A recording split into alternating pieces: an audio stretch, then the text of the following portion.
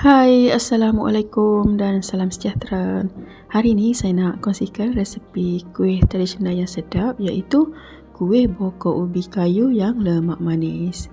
Okey, untuk buat kuih bokor ni kita perlukan ubi kayu. Ni ada setengah kilo ubi kayu yang telah pun siap dibuang kulit, kemudian dipotong kecil-kecil, basuh bersih. Kemudian kita masukkan ke dalam blender. Okay, untuk blender ubi kayu ni, masukkan air separas pada ubi kayu tadi tu. Kemudian kita kisar halus dan tapiskan untuk buang dia punya air tadi.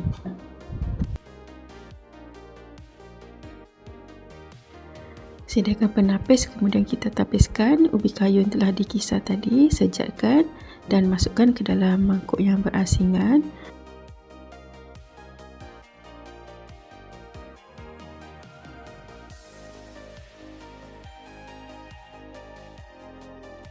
Seterusnya kita akan buat dia punya air gula Melaka. Ni ada 1 ketul gula Melaka, kemudian campurkan dengan sedikit gula, lebih kurang 4 hingga 5 sudu. Masukkan juga sehelai daun pandan dan juga 1/2 cawan air.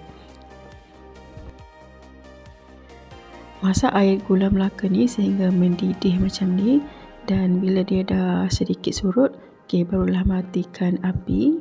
Kemudian tapiskan air gula Melaka tadi ke dalam mangkuk yang berisi ubi kayu tadi. Kemudian bolehlah digaus sehingga sebati. Dah siap gaul ni, barulah kita masukkan ke dalam bekas yang kecil-kecil, ataupun boleh je masukkan ke dalam loyang.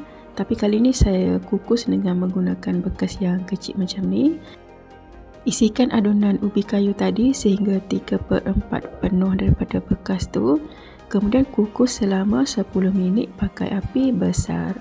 Bila dah masak tu, kita angkat kemudian sejukkan dulu. Sementara tu, bolehlah buat adunan untuk bahagian santan pula. Masukkan 2 cawan santan ke dalam periuk. Untuk nak pekatkan santan ni, boleh masukkan beberapa sudu tepung beras lebih kurang 3 sudu besar. Kemudian masukkan garam lebih kurang setengah sudu kecil.